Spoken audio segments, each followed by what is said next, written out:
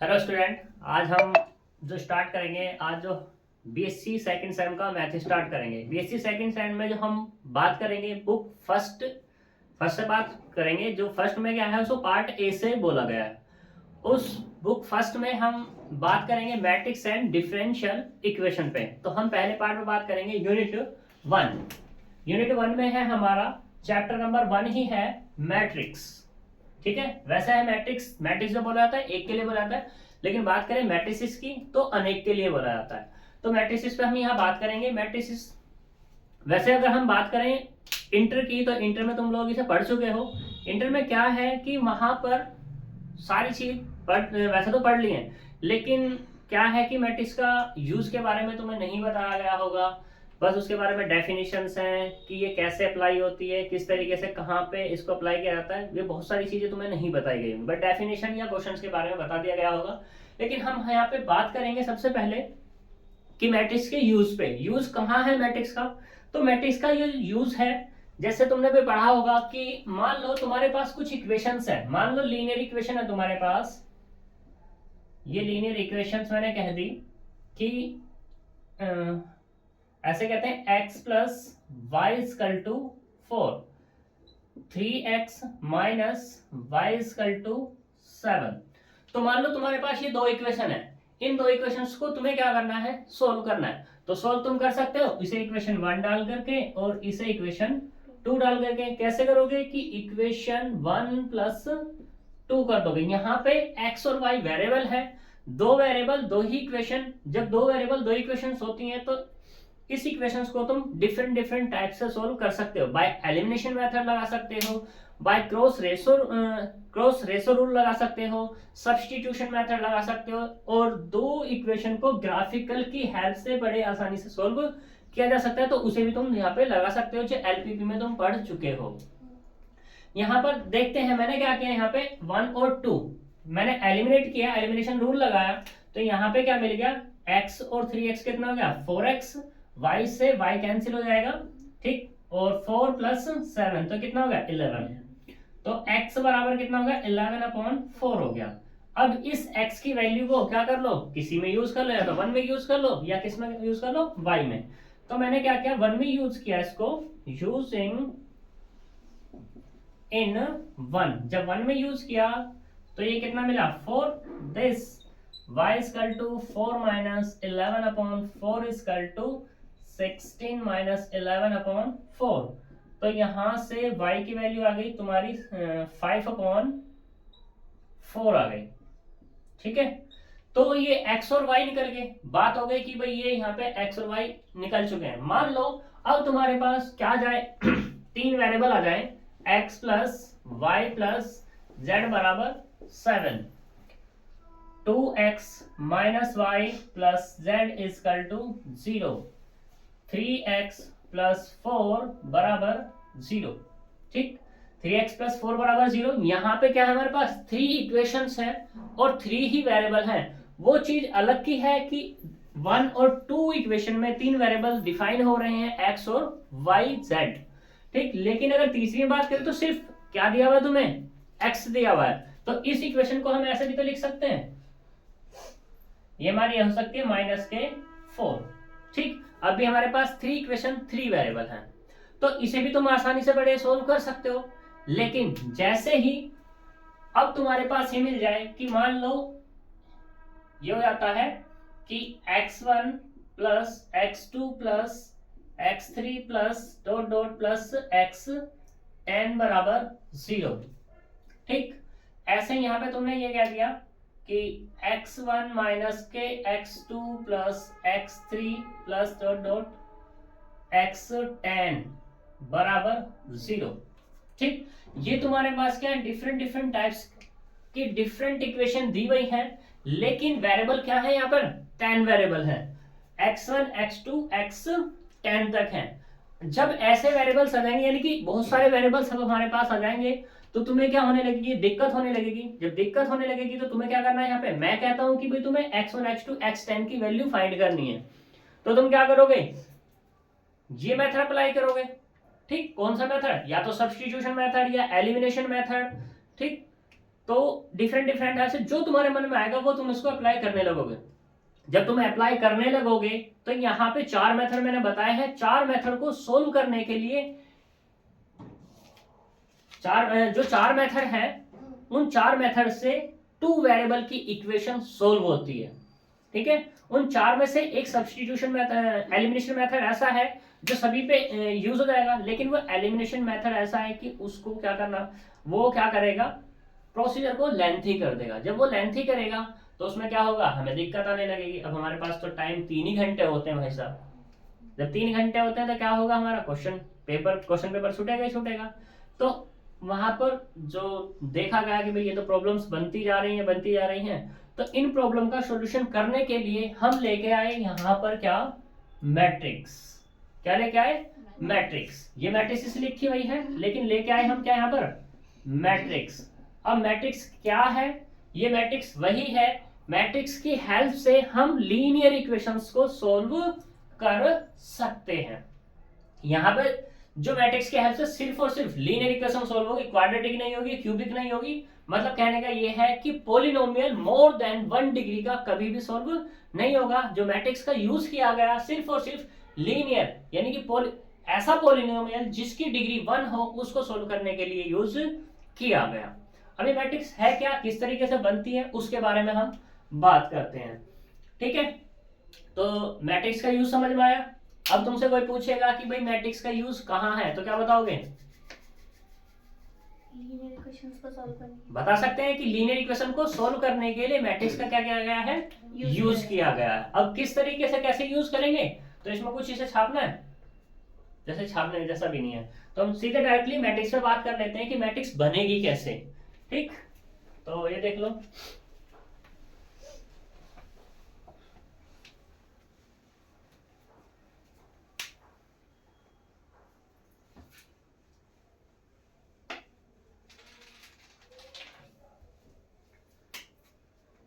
मान लो, लेट करो कि let a1 x1 plus a2 x2 plus dot dot plus an xn बराबर b1। एक लीनियर इक्वेशन मुझे ये दी भाई।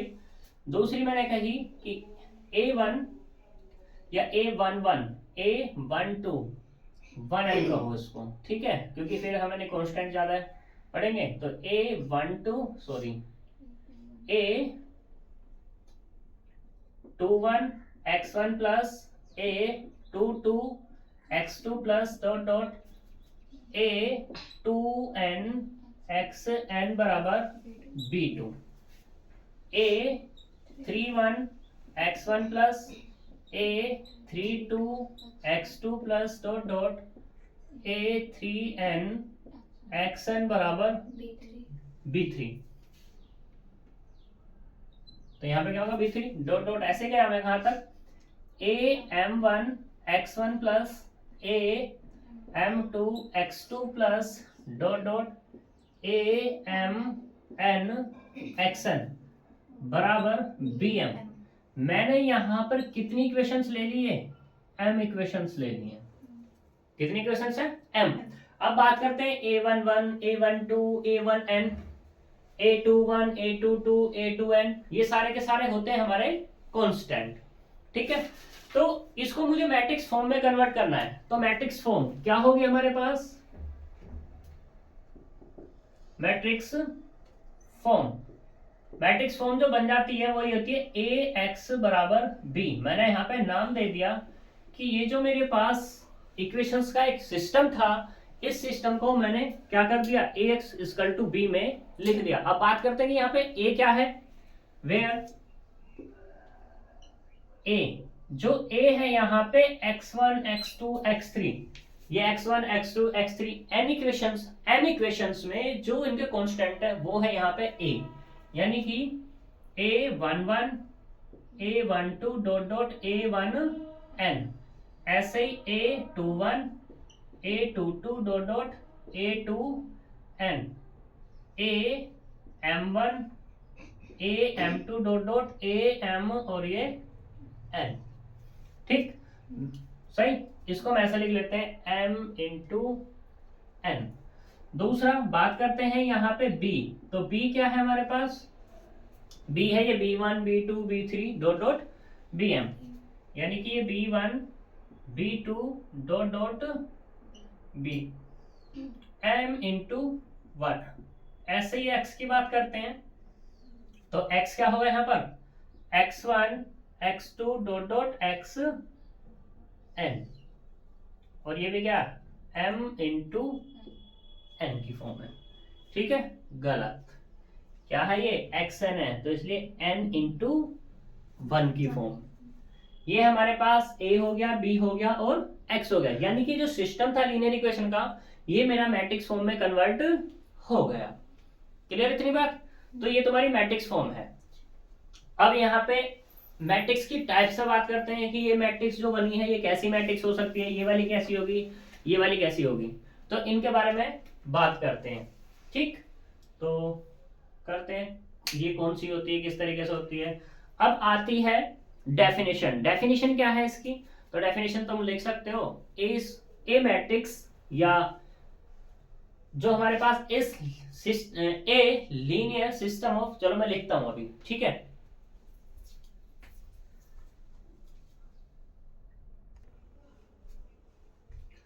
देखो मैट्रिक्स की डेफिनेशन पे बात करते हैं हम। मैट्रिक्स की डेफिनेशन क्या है, जो मैंने अभी यहाँ पे लीनियर इक्वेशंस बताई थी उन्हीं को यहाँ पे बताया गया है, बस इसने यहाँ पे थोड़ा चेंजेस ये कर दिया कि a set of m into n numbers, कुछ हमारे पास नंबर्स हैं, उन नंबर्स को क्या, वो नंबर्स हमारे कैसे हो सकते हैं। सबसे पहली बात तो ये कि नंबर हमारे सिर्फ 2 टाइप्स के होंगे, या तो रियल होंगे या क्या होंगे तुम्हारे पास कॉम्प्लेक्स होंगे। रियल से मतलब जो तुम्हारे आते हैं 1 2 3 1/2 3 3.14, ठीक, ये तो होते हैं इस तरीके के जो नंबर्स होंगे वो होंगे तुम्हारे रियल। जो पाई है, पाई भी रियल ही है, ई है, ई भी रियल है तुम्हारा, एप्सिलॉन भी रियल है, तो ये तुम्हारे रियल नंबर्स हैं। और कॉम्प्लेक्स की हम जो बात करते हैं, कॉम्प्लेक्स होते हैं ये x प्लस आयटा वाई की फॉर्म के।